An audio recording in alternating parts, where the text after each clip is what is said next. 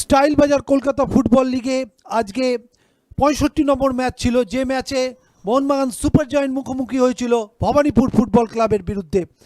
এবং বলা যেতে পারে একটা আকর্ষণীয় ফুটবল ম্যাচের প্রত্যাশা আমাদের সকলের মধ্যে ছিল, কারণ লিগ টেবিলে ২ নম্বর এবং ৩ নম্বরের লড়াই এবং খানিকটা উইনিংস দৌড়, যেটা স্বপ্নের একটা দৌড় চলছে ভবানীপুরের। তারা কিন্তু এই ম্যাচটা শুরুর আগে টানা ৫টা ম্যাচ তারা কিন্তু পয়েন্ট হারায়নি। প্রথমেই মোহনবাগানের একটা ভবানীপুরের আক্রমণ ছিল জিতেন মুর্মু, এবং তারপর দীপপ্রভাত আজকে যথেষ্ট ভালো গোলকিপিং করেছেন। সোহেল ভাট বলটা কিন্তু নিজের নিয়ন্ত্রণে রাখতে পারেননি।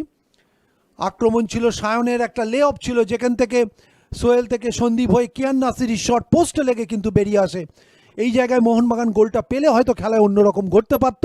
বেশ কিছু হলুদ কার্ড আজকের ম্যাচে হয়েছে, এবং এক্ষেত্রে আমরা সাহিল হরিজনকে দেখেছিলাম আক্রমণে আসতে, এইখানে ফাউল এবং হলুদ কার্ড।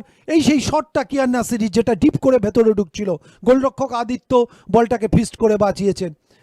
তারপর দ্বিতীয়ার্ধের শুরুতে কিন্তু মোহনবাগান আক্রমণ শুরু করেছিল, কিন্তু সেই ধারাটা মোহনবাগান বজায় রাখতে পারেনি। হলুদ কার্ড, যেখানে কিন্তু আমি বলবো ম্যাচের সবচেয়ে বড় টার্নিং পয়েন্ট হয়ে যায় ওই দীপেন্দুর বেরিয়ে যাওয়া, এবং এই ফ্রি কিক যেখান থেকে রিবাউন্ডে বলটা এসেছিল, কুন্তল পাখিরা গোলের মধ্যে বলটা রাখতে পারেননি।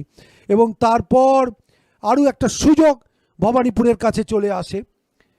সেই বল যেখান থেকে সাহিল হরিজন দুজন ডিফেন্ডারের মাঝখান দিয়ে কাট করে বেরিয়ে গিয়ে একদম ফার পোস্টের টপ অফ দ্য নেটে ইনার পার্টে যেভাবে বলটা রেখেছে, কোনো প্রশংসাই যথেষ্ট নয়, একদম আনমার্ক।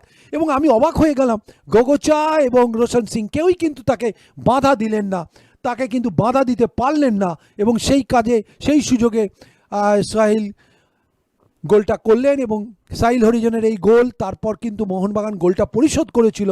কিয়ান নাসিরি যদিও এই যাত্রায় গোল করতে পারেননি, আরও সুযোগ ছিল। প্রশংসা করব দীপপ্রভাতের, আজকে কিন্তু প্রমিসিং ফুটবলারের পুরস্কার পেয়েছে। সেই বিমানজ্যোতি লস্করের গোল, মুহূর্তের একটা ভুলে মদন মান্ডি বলটাকে অ্যালাউ করেন, এবং সেই সুযোগে কিন্তু বিমানজ্যোতি হেড করে আনমার্ক অবস্থায় বলটাকে গোলের মধ্যে পাঠিয়ে দেন।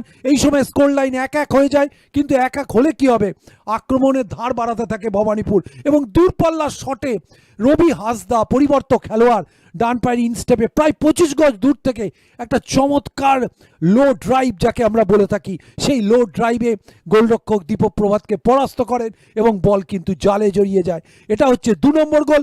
আরও গোল আসতে পারত, আসেনি, খানিকটা খেলোয়াড়দের ব্যর্থতা ভবানীপুরের, এবং সেই সঙ্গে কুন্তল পাখিরা আজকে কিন্তু নায়ক হয়ে যেতে পারতেন পরিবর্তক খেলোয়াড় হিসাবে আরেকজন, কিন্তু সফল হননি।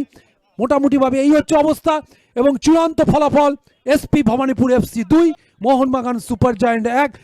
২-১ গোলে ম্যাচ জিতে নিয়ে ৩টে পয়েন্ট ঘরে তুলল ভবানীপুর FC।